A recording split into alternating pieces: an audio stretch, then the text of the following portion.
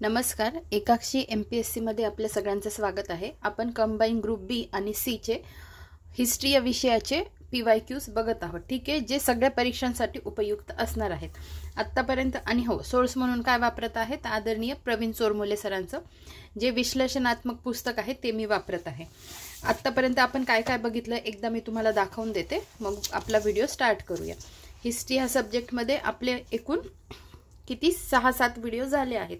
एक introductory lecture आणि नंतर Dayanand Saraswati oblique Arya Samaj, Swami Vivekananda oblique Ramakrishna mission, Paramhans सभा व प्रार्थना सभा, समाज प्रबोधन चळवळ, उदया सेनेची कारणे आणि आर्थिक राष्ट्रवाद, हे असे 5 व्हिडिओ याच्यावर प्लस एक इंट्रोडक्टरी लेक्चर, असे 6 लेक्चर आज आपले झालेले आहे.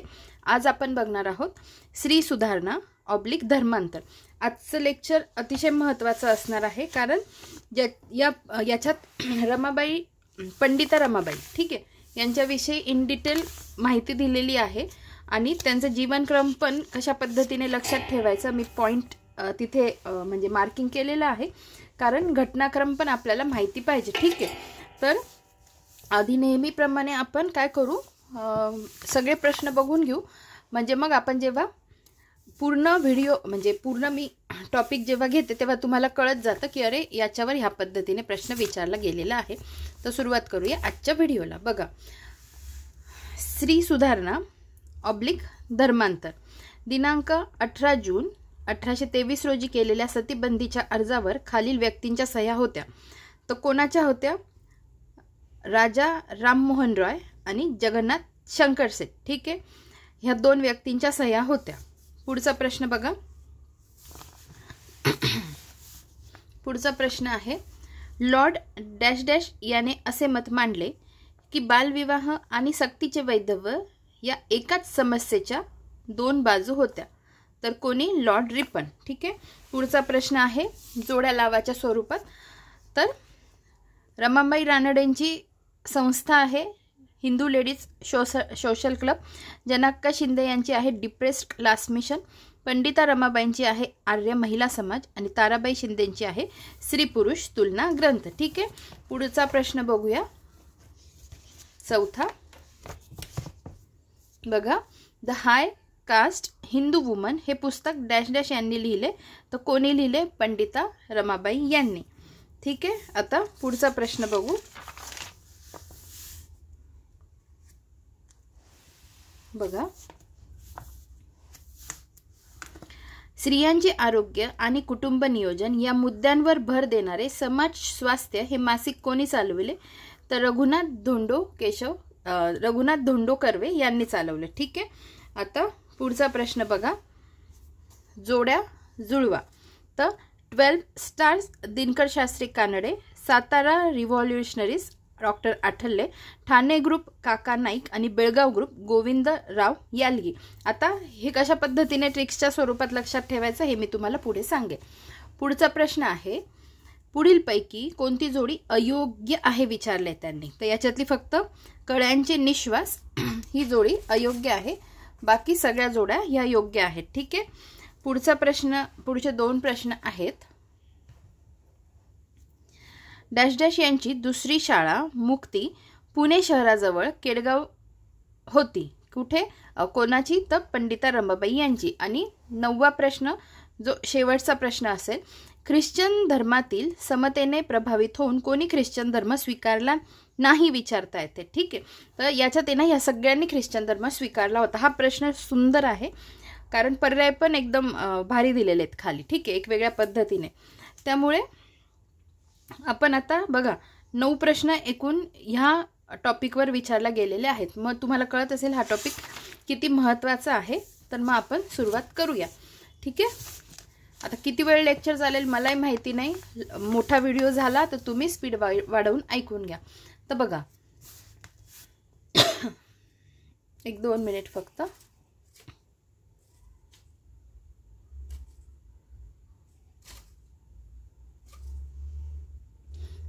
चला, पहिला प्रश्न काय होता आपण बघू आणि सुरुवात करूया. टॉपिक आहे आपला श्री सुधारणा ऑब्लिक धर्मांतर. दिनांक 18 जून 1823 रोजी केलेल्या सतीबंदीच्या अर्जावर खालील व्यक्तींच्या सह्या होत्या. लिपिक टंकलेखक मुख्य परीक्षा 2021 ला हा प्रश्न विचारला. ऑप्शनमध्ये आहे राजा राममोहन रॉय, विष्णुबुवा ब्रह्मचारी, बाळशास्त्री जांभेकर, जगन्नाथ शंकरसेठ. तर याच्यापैकी उत्तर आहे फक्त राजा राममोहन रॉय आणि जगन्नाथ शंकरसेठ यांच्या सह्या होत्या. ठीक आहे, आता आपण बघून घेऊया त्याविषयी दिलेली माहिती. सतीबंदी कायदा. सती पद्धत म्हणजे पती निधनानंतर पतीवरील प्रेमापोटी पत्नीने स्वतःला जाळून घेणे. ही प्रथा राजपुताना, बंगाल, विजयनगर भागात मोठ्या प्रमाणात होती. 1812 पासून बघा, कायदा 1829 मध्ये झाला आणि 1812 पासून राजा राममोहन रॉय यांनी या प्रथेविरुद्ध इंग्रज दरबारी पाठपुरावा केला. 1823 ला इंग्रज दरबारी सतीबंदी अर्ज केला. त्यावर राजा राममोहन रॉय, जगन्नाथ शंकरसेठ यांनी सह्या केला, जे आपलं उत्तर होतं. पुढे बघा. लॉर्ड बेंटिंगने 4 डिसेंबर 1829 रोजी सतीबंदी कायदा मंजूर केला. बघा, पूर्ण तारीख लक्षात ठेवा. 4 डिसेंबर 1829 लॉर्ड बेंटिंग, अधिकारी पण लक्षात ठेवा, सतीबंदी कायदा मंजूर केला. पुढचा प्रश्न बघा. लॉर्ड डॅश डॅश याने असे मत मांडले होते की बालविवाह आणि सक्तीचे वैधव्य या एकाच समस्येच्या दोन बाजू होत्या. कोणी? तर लॉर्ड रिपन, जो उदारमतवादी होता. बरोबर. एसोमेन्स 2021 ला हा प्रश्न आलेला आहे. लॉर्ड रिपन यांनी असे मत मांडले होते की बालविवाह आणि सक्तीचे वैधव्य या एकाच समस्येच्या दोन बाजू होत्या. ठीक आहे, आता बघा. आणि हो, लॉर्ड रिपनवरून मला आठवलं की जे आदरणीय वरद देशपांडे सरांच्या पुस्तकातून मी जे गव्हर्नर जनरल किंवा ब्रिटिश अधिकारी कंप्लीट केले आहेत, त्याच्यात मी झालं आहे आपला लॉर्ड रिपन इन डिटेल घेऊन. आणि या पुस्तकाची PDF बघायची असेल तर टेलिग्राम चॅनलवर जाऊन तुम्ही बघू शकता. सरांचं टेलिग्राम चॅनलची लिंक दिलेली आहे आणि माझ्याही टेलिग्राम चॅनलची लिंक दिलेली आहे आणि दोन्ही टेलिग्राम चॅनलला तिथे PDF पिन करून ठेवलेलं आहे. लॉर्ड रिपन बघा, 1827 ते 1909 भारताचे गव्हर्नर जनरल, 8 जून 1880 ते 13 डिसेंबर 1884. ठीक आहे, कार्यकाळ लक्षात ठेवा कसा आहे, 1880 ते 1884. यांच्या कार्यकाळात भारतात पहिला फॅक्टरी ॲक्ट करण्यात आला 1881. भारतीयांसाठी उदारमतवादी म्हणून ओळख. जानेवारी 1882 रिपनने व्हर्नॅक्युलर प्रेस ॲक्ट रद्द केला, जो कोणी लागू केला होता? लॉर्ड लिटनने. ठीक आहे. 1882 मध्ये हंटर कमिशनची नेमणूक. 1854च्या वुड्स खलिताप्रमाणे शिक्षण पद्धतीची पाहणी करण्यासाठी. 1882 स्थानिक स्वराज्य संस्था कायदा केला, त्यामुळेच त्याला स्थानिक स्वराज्य संस्थेचा जनक म्हणतात. ठीक आहे. 1881 ला भारतातील पहिली दशवार्षिक जनगणना पण रिपनच्या कार्यकाळातच झाली आणि 1884 इल्बर्ट बिल मंजूर करण्यात आले. बघा, याच्यातले आता जेवढे वर्ष सांगते ना ते नीट लक्षात ठेवा, फार महत्त्वाचे आहे. एक तर त्याचा कार्यकाळ लक्षात ठेवा, 1880 ते 1884. म्हणजे लॉर्ड रिपन इतका चांगला व्यक्ती होता की एकमेव असा ब्रिटिश अधिकारी ज्याचा पुतळा कलकत्त्यामध्ये भारतीयांनी बांधला आणि त्याच्यासाठी जो फंड तयार करायचा होता ना, तो फंड सगळ्या भारतीयांनीच दिलेला होता. एकही ब्रिटिश व्यक्तीचा त्याच्यात कोणीही पैसा जमा केला नव्हता. तर इतका चांगला तो होता. बऱ्याच जणांची त्याच्यावर मतं आहेत, जे मी जेव्हा मी गव्हर्नर जनरल वगैरे व्हॉइसरॉय कव्हर केले त्याच्यात मी इन डिटेल घेतले. इतका चांगला लॉर्ड रिपन होता, त्यामुळे त्याचा लक्षात ठेवा. बघा, 1880 ते 1884 त्याचा कार्यकाळ माहितीच पाहिजे. पहिला फॅक्टरी ॲक्ट महत्त्वाचा आहे, तो 1881 साली पारित झाला, हे पण लक्षात ठेवा. 1882 ला व्हर्नॅक्युलर प्रेस ॲक्ट रद्द केला, जो कोणी चालू केला होता? तो लॉर्ड लिटनने. 1882चं हंटर कमिशन माहिती पाहिजे. 1882चा स्थानिक स्वराज्य संस्था कायदा माहिती पाहिजे. आणि स्थानिक स्वराज्य संस्थेचा जनक कोणाला म्हणतात? तर लॉर्ड रिपनला म्हणतात. ठीक आहे. 1881 ला भारतातील पहिली दशवार्षिक, काय म्हणताय, पहिली दशवार्षिक जनगणना पण रिपनच्या कार्यकाळातच झाली आणि 1884चं आहे इल्बर्ट बिल. ठीक आहे, राहील लक्षात. आता जाऊया पुढे. बघा, जोड्या लावा. तर याच्यात आपण आधी वाचलेला आहे प्रश्न, आता डायरेक्ट जोड्या लावलेल्या आहेत त्या आपण बघू. इथे बघा दिलंय व्यवस्थित की बीला 3 पर्याय लागतो आणि त्याच्यावरून लगेच उत्तर निघतं. आता हे कशासाठी की सगळ्या जोड्या कधी कधी लावायची गरज पण नाही पडत. ठीक आहे. बीला बघा, बीला एक मिनिट, बीला 3 पर्याय लागला ना तर एकाच ऑप्शनमध्ये असं आहे, ठीक आहे. त्यामुळे मग आपल्याला बाकी ऑप्शन लावायची गरज पडत नाही. पण त्याच्यासाठी हे माहिती पाहिजे की जनक्का शिंदे यांची डिप्रेस क्लास मिशन ही संस्था होती, किंवा मग कोणाची ना कोणाची माहितीच पाहिजे. आता समजा ताराबाई शिंदेंची आपण स्त्री पुरुष तुलना हा ग्रंथ घेतला तर डीचं 1, ठीक आहे. आता एवढ्या याच्यात पण बघा डीचं 1 एकाच ठिकाणी आहे, बाकीच्या ऑप्शनमध्ये आहे का डीला 1 नाही आहे. त्यामुळे मग डीचं 1 जर घेतलं त्यावरून पण आपण एकदाच सगळं बघून उत्तर लगेच टॅकल होऊ शकतो, ठीक आहे. हे आता नवीन मुलांसाठी, बाकीच्यांना तर सवय झालीच असेल जे आधीपासून MPSC मध्ये आहे, पण नवीन मुलांना सांगते की अशा पद्धतीने वेळ वाचवून आपल्याला उत्तर द्यावी लागतात. Ramabai Ranade Hindu ladies social club 1894, Janakka Shinde depress class mission 1906, Pandita Ramabai Arya Mahila Samaj 1882 आणि ताराबाई शिंदे स्त्री पुरुष तुलना ग्रंथ 1882. आता बघा पंडिता रमाबाईंचा आणि ताराबाई शिंदेंचा 1882च्या ह्या 2 गोष्टी लक्षातच ठेवायच्या. पंडिता रमाबाईंचा आर्य महिला समाज 1882 आणि ताराबाई शिंदेंचा स्त्री पुरुष तुलना ग्रंथ 1882, ठीक आहे. जनक्का शिंदे यांचं डिप्रेस्ड क्लास मिशन 1906ची आहे, हे पण लक्षात ठेवा.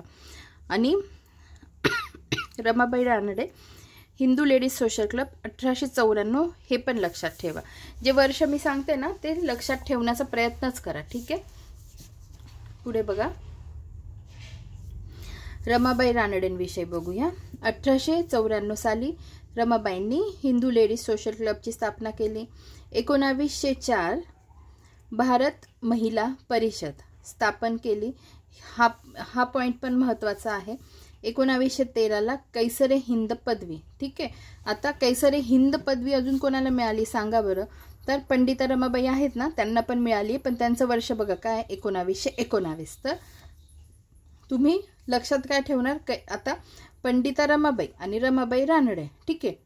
रमाबाई शब्द दोघींच्यामध्ये कॉमन आहे ना, तर मग लक्षात ठेवा, कन्फ्यूज होऊ नका. रमाबाई रानडे यांना 1913 आणि मी लगेच दाखवते, 1 मिनिट थांबा. हे बघा आणि 1919 रमाबाईंना कैसरे हिंद सुवर्ण पदकाने गौरवले, ठीक आहे. असं दोघींना कैसरे हिंद पदवी दिलेली आहे, हे नीट लक्षात ठेवा तुम्ही, ठीक आहे. रमाबाई रानडेंना 1913 आणि 1919ला पंडिता रमाबाई यांना. पुढे बघा 1913ला कैसरे हिंद पदवी. मुलींना प्राथमिक शिक्षण मिळावे व स्त्रियांना मताधिकार मिळावा म्हणून त्यांनी आंदोलने केली. 1908ला सेवा सदनची स्थापना. सेवा सदनची स्थापना 1908ला, हा पॉइंट पण लक्षात ठेवा. पुढे बघा जनक्का शिंदे या महर्षी विठ्ठल रामजी शिंदे यांच्या भगिनी. पंडिता रमाबाई 1882 आर्य महिला समाजाची स्थापना पुण्यात झाली आणि ताराबाई शिंदे 1882 मध्ये स्त्री पुरुष तुलना ग्रंथ प्रसिद्ध झाला. सत्यशोधक समाजाच्या त्यांच्यावर प्रभाव होता, ठीक आहे. पुढचा प्रश्न बघा, the high caste Hindu woman हे पुस्तक डॅश डॅश यांनी लिहिले, तर कोणी लिहिले, पंडिता रमाबाई यांनी लिहिले. पंडिता रमाबाई, आता आहे ना पंडिता रमाबाईंचा जीवनक्रम सगळा इन डिटेल दिलेला आहे. माझं म्हणणं काय आहे, मी सांगत असताना नीट लक्ष देऊन ऐका, कारण हा टॉपिक झाला पंडिता रमाबाईंचा की मी तुम्हाला हे सांगणार आहे की वर्ष कसे लक्षात ठेवायचे, ठीक आहे. त्यामुळे मी स्क्वेअर केलेलं आहे, त्या गोष्टी नीट लक्षात ठेवा, त्याच रिव्हिजनमध्ये मी घेणार आहे. बघा पंडिता रमाबाई 23 एप्रिल 1858 ते 5 एप्रिल 1922 त्यांचा जीवनकाल, ठीक आहे. स्त्रियांच्या विशेषतः परित्यक्त्या, पतित व विधवांच्या सर्वांगीण उद्धाराकरता समर्पित भावनेने कार्यरत. अंबाबाई व अनंतशास्त्री डोंगरे हे त्यांचे मातापिता. तेव्हाच्या म्हैसूर संस्थानातील मंगलोळजवळ माळहेरंजी येथे गंगामूळ नावाच्या डोंगरावरील वस्तीत रमाबाईंचा जन्म झाला. अनंतशास्त्री हे त्या काळी स्त्रियांच्या बाबतीत पुरोगामी विचारांचे होते.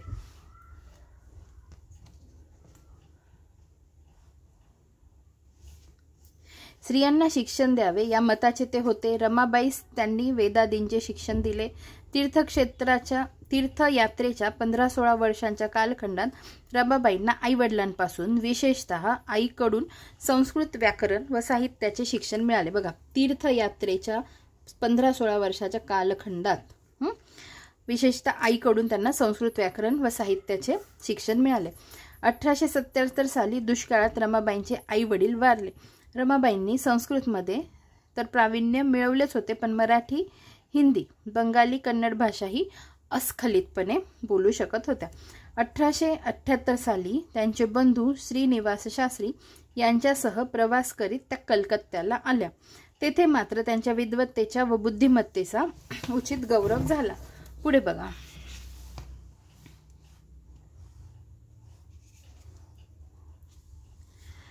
कलकत्त्याच्या सिनेट हॉलमध्ये त्यांना पंडिता व सरस्वती या बिरुदावली बहाल करण्यात येऊन त्यांचा गौरव करण्यात आला. आता बघा, पंडिता आणि रमाबाई या पदव्या त्यांना कुठे मिळाल्या? कलकत्त्यामध्ये मिळाल्या. ठीक आहे, हे नीट लक्षात ठेवा. कलकत्त्याच्या सिनेट हॉलमध्ये. नंतर पंडिता नावाने ओळखल्या जाणाऱ्या रमाबाई ह्या आज एकमेव महिला होत.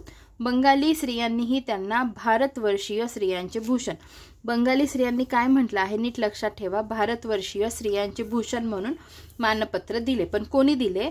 बंगाली स्त्रियांनी, हे आपल्याला माहिती पाहिजे. कलकत्ता येथे त्यांचा केशवचंद्र सेन यांच्याशी संबंध आला. रमाबाईंचा अशा रीतीने सर्वत्र सत्कार होत असतानाच त्यांच्या बंधूंचा मृत्यू 1880 साली झाला.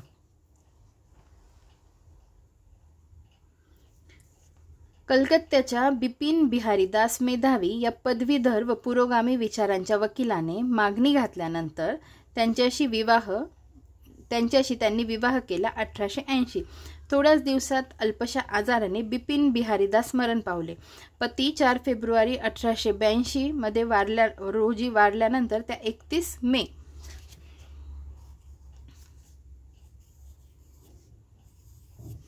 1882 रोजी आपली एकुलती एक मुलगी मनोरमा हिस घेऊन पुण्यास येऊन स्थायिक झाल्या. बालविवाह, पुनर्विवाह बंदी इत्यादी घातक चालीरीती व दुष्ट रूढी यातून समाजास मुक्त करण्याच्या उद्देशाने त्यांनी प्रथम पुणे येथे व नंतर अहमदनगर, सोलापूर, ठाणे, मुंबई, पंढरपूर, बार्शी इत्यादी ठिकाणी आर्य महिला समाजाची स्थापना केली. बघा, कुठे कुठे? पहिल्यांदा तर पुणे, मग नंतर अहमदनगर, सोलापूर, ठाणे, मुंबई, पंढरपूर, बार्शी इत्यादी ठिकाणी. पुढे श्री धर्मनीती 1882 हे पुस्तक त्यांनी याच साली लिहिले. 1882 साली सरकारी विद्याविषयक हंटर कमिशन समोर त्यांनी प्रभावी साक्ष दिली. 1883 मध्ये स्त्रियांच्या उद्धाराकरता अधिक प्रभावी कार्य करता यावे म्हणून इंग्रजी भाषा व वैद्यक या विषयांच्या शिक्षणाकरता कन्या मनोरमेसह इंग्लंडला गेल्या. हा प्रवास खर्च त्यांनी श्री धर्मनीती या पुस्तकाच्या विक्रीतून केला. इंग्लंडमध्ये त्या वॉन्टिज गावच्या सेंट मेरी या मठात राहिल्या. 29 सप्टेंबर 1883 रोजी वॉन्टिज येथे चर्चमध्ये त्यांनी ख्रिस्ती धर्माचा स्वीकार केला. आनंदीबाई जोशी यांच्या 6 मार्च 1886 रोजी होणाऱ्या पदवीदान समारंभास हजर राहता यावे म्हणून त्या फेब्रुवारी 1886 मध्ये अमेरिकेस गेल्या. हिंदुस्थानातील बालविधवांना उपयुक्त होणारी बालोद्यान शिक्षण पद्धती त्यांनी शिकून घेतली व त्यासंबंधी मराठी पुस्तके लिहिली. हिंदुस्थानातील बालविधवांच्या कार्यात मदत करण्यासाठी अमेरिकनांनी बोस्टन येथे रमाबाई असोसिएशन डिसेंबर 1887 मध्ये स्थापन केली. ठीक आहे. हिंदुस्थानातील बालविधवांच्या कार्यात मदत करण्यासाठी अमेरिकनांनी बोस्टन येथे रमाबाई असोसिएशन डिसेंबर 1887 मध्ये स्थापन केली.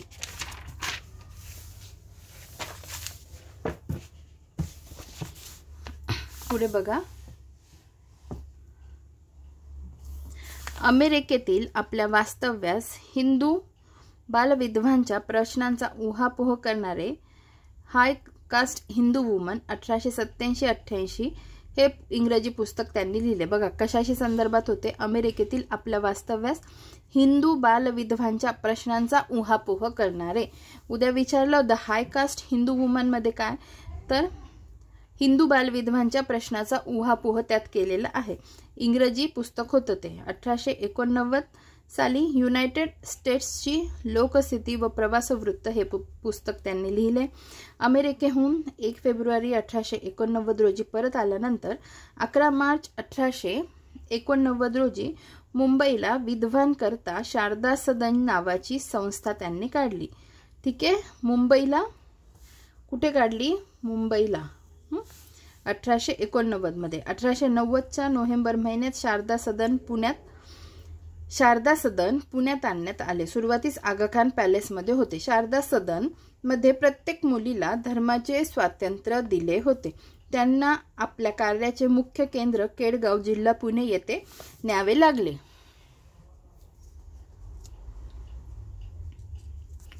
चोवीस सप्टेंबर 1898 रोजी केडगावला मुक्ती सदनाचे उद्घाटन करण्यात आले. 1897 मध्ये मध्य प्रदेशात व 1900 मध्ये गुजरातमध्ये पडलेल्या दुष्काळात निराश्रित झालेल्या स्त्रियांना त्यांनी आश्रमात आश्रय दिला. ठीक आहे.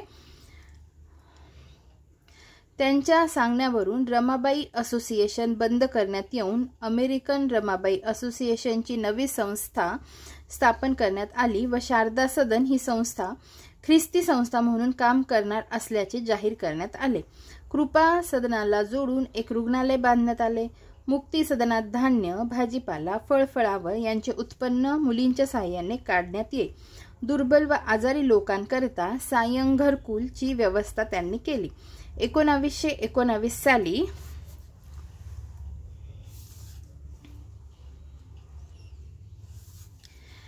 रमाबाईंना त्यांच्या ह्या कार्याबद्दल कैसरे हिंद हे सुवर्ण पदक मिळाले. ठीक आहे.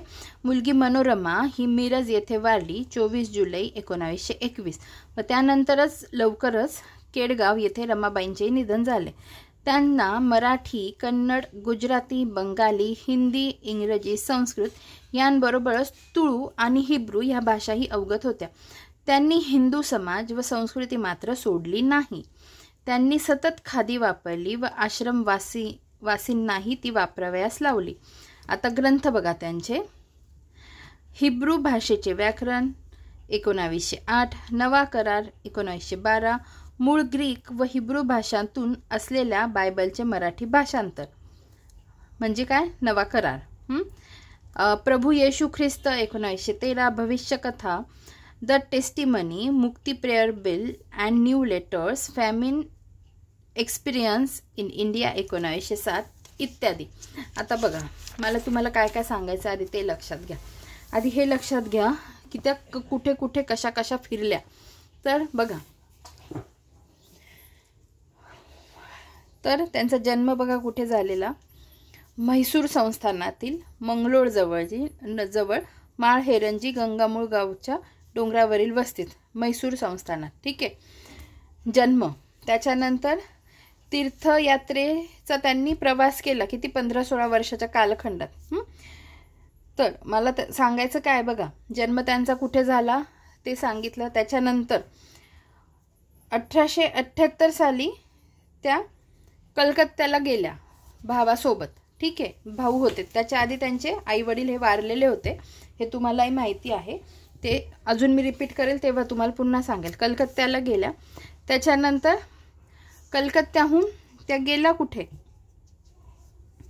एक मिनिट. त्या कलकत्त्याला गेल्या. त्याच्यानंतर बघा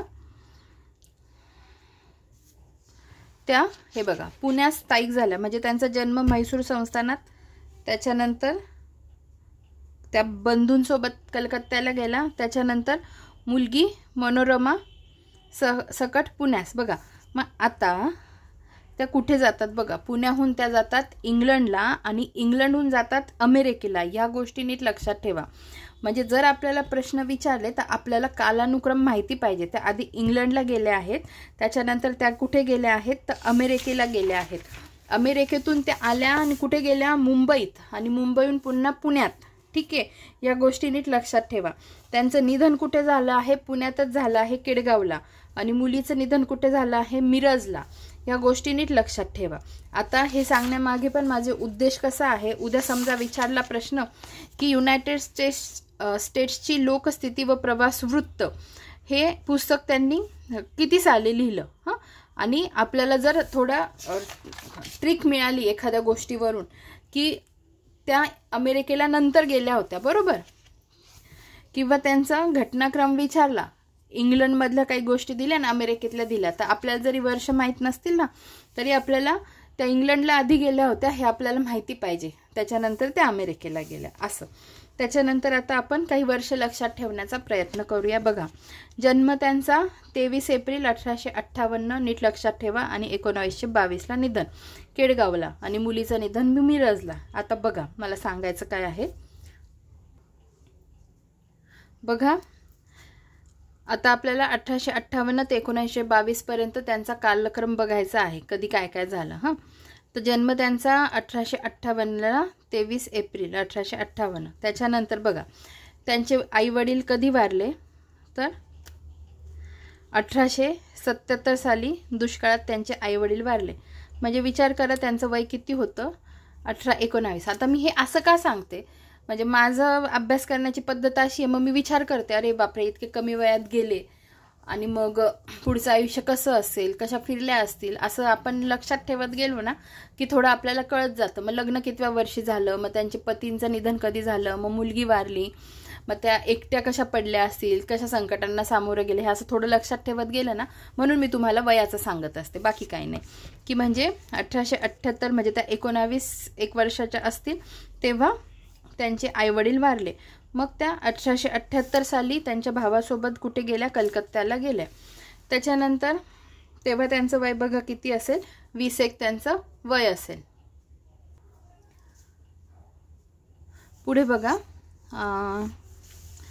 हां बघा आता त्या 21-22 वर्षाच्या असतात तेव्हा त्यांच्या भावाचा पण मृत्यू होतो 1880ला. ठीक आहे, त्यांच्या भावाचं नाव काय, श्रीनिवास शास्त्री.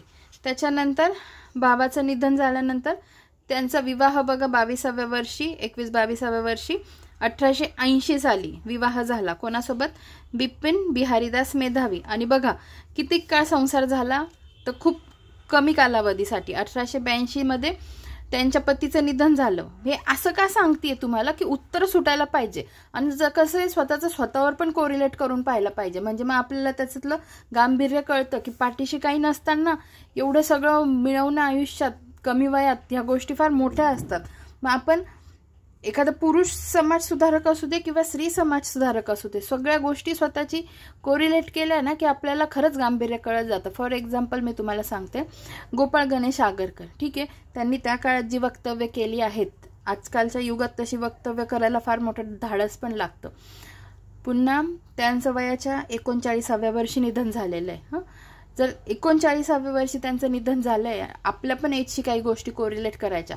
म्हणजे त्यांनी 39व्या त्यांचं वय असताना त्यांचं निधन झालेलं, तेवढ्या ह्याच्यात त्यांनी किती मोठे कार्य केले. एवढं आपण अख्खं आयुष्य जरी दिलं तरी एवढ्या वर्षात आपण कार्य करू शकत नाही असं मला, म्हणून ती गांभीर्य मला ते दाखवायचं असतं, म्हणून मी एजशी कोरिलेट करत जाते. ठीक आहे, आणि लक्षात पण राहतात गोष्टी. त्याच्यानंतर झालं 1882 पतींचं निधन झालं. 1882ला मुलगी मनोरमाला घेतात आणि कुठे जातात, पुण्याला जातात. बघा पुण्याला गेल्यानंतर त्याच्यानंतर त्या कुठे जातात, इंग्लंडला. इंग्लंडला कधी जाता बघा 1883 मध्ये त्या इंग्लंडला जाता. हां, इंग्लंडहून त्या कुठे जाता 1883 मध्ये, एक मिनिट, हां बरं, हे लक्षात घ्या की 1883 मध्ये त्या ख्रिस्ती धर्माचा स्वीकार करतात. त्याच्यानंतर 1886 मध्ये त्या अमेरिकेत असतात. हां, अमेरिकेत मेन कशासाठी जातात, तर आनंदीबाई जोशी त्यांचा पदवीदान समारंभास हजर राहता यावे यासाठी. त्याच्यानंतर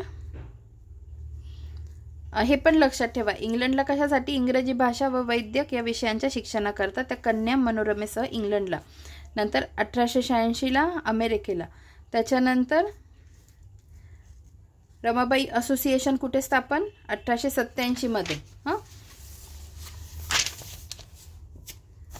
त्यानंतर बघा United States the Hindu caste woman इंग्रजी पुस्तक त्यांनी अमेरिकेत लिहिलं.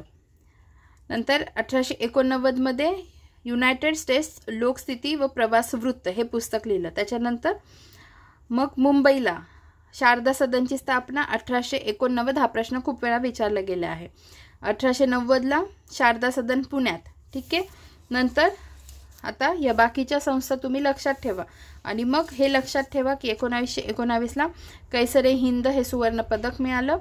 नंतर मिरज येथे 1921ला मुलीचं निधन झालं आणि केडगावमध्ये त्यांचं स्वतःचं निधन 1922ला झालं. ठीक आहे, राहील लक्षात.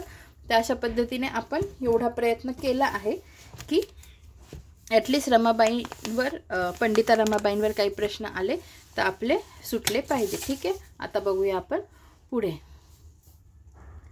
पुढचा प्रश्न आहे, स्त्रियांचे आरोग्य आणि कुटुंब नियोजन या मुद्द्यांवर भर देणारे समाज स्वास्थ्य हे मासिक कोणी चालवले? तर रघुनाथ धोंडो कर्वे यांनी चालवले. आता रघुनाथ कर्वे यांच्याविषयी जाणून घेऊ. 14 जानेवारी 1882, 14 ऑक्टोबर 1953. ठीक आहे. जन्म मुरुड. आता आहे ना, माझ्यासाठी 1882 ही तारीख इतिहासात एवढी महत्त्वाची झाली. आता मी हे सगळं तुम्हाला काय सांगत जाते माहिती आहे का? माझ्या लक्षात राहतं ना, म्हणून मग मी असं सांगते की तुमच्याही लक्षात राहायला पाहिजे. बघा 1882च्या किती गोष्टी आपण आत्ताच पाहिल्या की 1882 मध्ये थांबा मी तुम्हाला दाखवते. हे बघा 1882 मी तुम्हाला काय सांगितलं, हंटर कमिशनची स्थापना. त्याच्यात साक्ष 2 व्यक्तींनी दिली आहे, त्यातल्या एक पंडिता रमाबाई आहे, तुम्हाला लक्षातच पाहिजे. नंतर 1882ला स्थानिक स्वराज्य संस्थांचा कायदा पास केला. त्याच्यानंतर मी तुम्हाला काय सांगितलं बघा, आर्य महिला समाज 1882, स्त्री पुरुष तुलना ग्रंथ 1882. नंतर म्हणजे या गोष्टी सांगण्याचं तात्पर्य एवढंच की आपल्याला आठवायला पाहिजे 1882ला काय काय झालं होतं इतिहासात. ठीक आहे. तर मग 1882लाच काय, तर रघुनाथ कर्वे जे धोंडो केशव कर्वे यांचे सुपुत्र होते किंवा आहेत, तर त्यांचा जन्म रघुनाथ कर्वेंचा 1882ला. जन्म मुरुड. मॅट्रिक परीक्षेत सर्वप्रथम 1897. फर्ग्युसन महाविद्यालयातून BA 1903. अध्यापनाची पदविका 1906. संतती नियमनाचे केंद्र राईट एजन्सी ते 1921 पासून पत्नी मालतीबाई यांच्या सहकार्याने चालवत. त्यांनी समाज स्वास्थ्य हे मासिक चालविले 15 जुलै 1927 ते 15 नोव्हेंबर 1953. 1923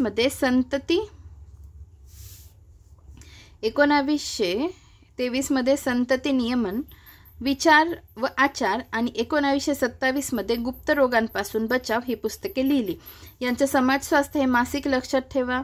संतती नियमन विचार व आचार, गुप्त रोगांपासून बचाव ही पुस्तके पण लक्षात ठेवा. वेश्या व्यवसाय 1940, आधुनिक आहारशास्त्र 1938, आधुनिक कामशास्त्र, इतरही काही शास्त्रीय विषयांवर पुस्तके लिहिली. पॅरिसच्या परी 1946 व 13 गोष्टी 1940 हे त्यांचे ललित साहित्य उपलब्ध. ठीक आहे. आता बघा पुढे जोड्या जुळवा. तर आता हा प्रश्न तुम्ही बघा, मी वाचून दाखवला आहे, पण मी आता डायरेक्ट जोड्या जुळवलेल्या आहेत, तेच डायरेक्ट पाठ कसं करायचं ते सांगते. डॉक्टर आठवले यांचे सातारा रिव्हॉल्युशनरीज कसं लक्षात ठेवा.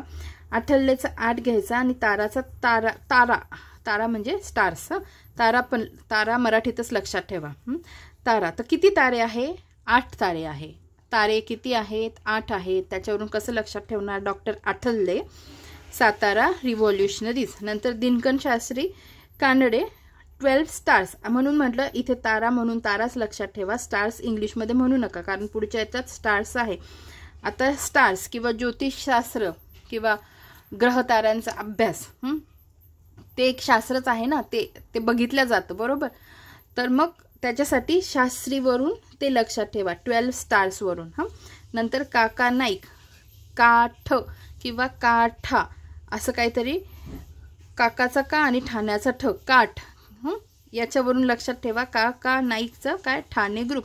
आणि गोविंदराव यालगींचं बेळगाव ग्रुप. या कसं लक्षात ठेवा, बेळगावचं फक्त म्हणायचं वेळ, बेळगावचं बेळ घेतला की त्याचं वेळ म्हणायचं आणि म्हणायचं काय राव किती वेळ लावला आपण म्हणतो ना, तर मग राव आणि वेळ याच्यावरून गोविंदरावजी यालगी बेळगाव ग्रुप असं लक्षात ठेवा. आता हे काय आपलं पाठच झालं पाहिजे असं नाही, ऑप्शन असतात, त्यामुळे तिथे आपल्याला उत्तर लगेच टॅकल व्हायला सोपं जातं. ठीक आहे, आता पुढे बघा. पुढचा प्रश्न की चुकीची जोडी ओळखायला सांगितली आहे. तर चुकीची गोळी कळ्यांचे निश्वास काशीबाई कानिटकर ही आहे. ठीक आहे, स्पष्टीकरण बघा. यमुना पर्यटन बाबा पद्मनजींचं आहे. शास्त्री परांने मुकुंदराव पाटील यांचं आहे. पण लक्षात कोण घेतो ह ना आपटे आहे. ही वाचलेली आहे, आमच्या घरी पुस्तकं येतात ना, म्हणजे आम्ही आणतो तेव्हा ही वाचलेली आहे, वाचायला पाहिजे. काशीबाई कानिटकर, रंगाराव किंवा रंगराव व पालखीचा गोंडा हे त्यांचे कादंबऱ्या आहेत. रंगाराव किंवा पालखीचा गोंडा काशीबाई कानिटकर यांच्या. 1933 मध्ये विभावरी शिरूरकर या नावाने मालतीबाई बेडेकर यांनी कळ्यांचे निश्वास हा पहिला कथासंग्रह लिहिला. बघा, कळ्यांचे निश्वास हा पहिला कथासंग्रह कोणी लिहिला? मालतीबाई बेडेकर यांनी लिहिला. आणि काय नावाने लिहिला? तर विभावरी शिरूरकर या नावाने लिहिला. 1933 मध्ये विभावरी शिरूरकर या नावाने मालतीबाई बेडेकर यांनी कळ्यांचे निश्वास हा पहिला कथासंग्रह लिहिला. पुढचा प्रश्न, यांची डॅश डॅश यांची दुसरी शाळा मुक्ती पुणे शहराजवळ केळगाव होती. कोणाची? तर पंडिता रमाबाई यांची.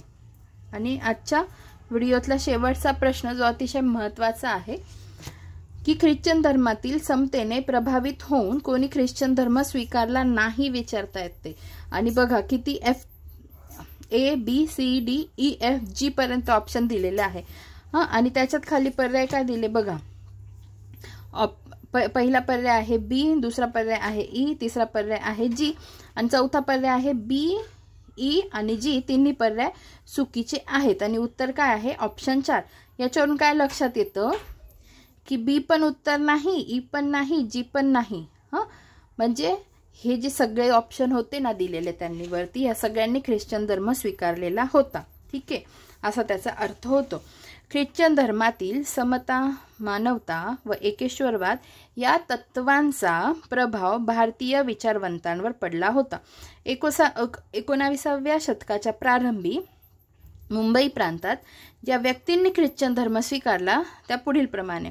बघा नाव: विष्णू भास्कर करमरकर, रामकृष्ण विनायक मोडक, नारायण शेषाद्री, बाबा पद्मनजी, पंडिता रमाबाई, नीलकंठ शास्त्री गोऱ्हे, नारायण वामन टिळक, लक्ष्मीबाई टिळक. बघा, लक्ष्मीबाई टिळक, गोपाळराव जोशी, गोविंदराव काने. वरील सर्व व्यक्तींनी ख्रिश्चन धर्मातील समतेने प्रभावित होऊन, बघा, ख्रिश्चन धर्मातील समतेने प्रभावित होऊन ख्रिश्चन धर्म स्वीकारला. क्वेश्चन पॅटर्न: आपणाला दिलेल्या पर्यायावरून ए, ई माहीत आहेत. आयोगाचा क्वेश्चन पॅटर्न पाहता याबाबतची इतर महत्त्वाची नावे देखील नारायण शेषाद्री प्रकरण, नारायण वामन टिळक यांच्याबाबतही ही माहिती असणे गरजेचे आहे. तर अशा पद्धतीने आपला आजचा व्हिडिओ इथेच समाप्त होतो. आजचा व्हिडिओ नक्कीच मोठा झालेला आहे, पण पर्याय नाही, एका लेक्चरमध्ये एक टॉपिक तरी आपला कंप्लीट झालाच पाहिजे, बरोबर. तरी मी 2-2 टॉपिक ॲट अ टाइम घेत नाही आहे, एकच घेते आहे. तर तुम्हाला विनंती आहे, तुम्हाला स्लो वाटत असेल तर तुम्ही फास्ट फॉरवर्ड करून ऐका. मला तर माझ्याच वेगाने जावं लागेल, तेव्हा मला तुम्हाला माझ्या भावना पोहोचतील. ठीक आहे, तर लवकरच भेटूया पुढच्या व्हिडिओमध्ये. धन्यवाद.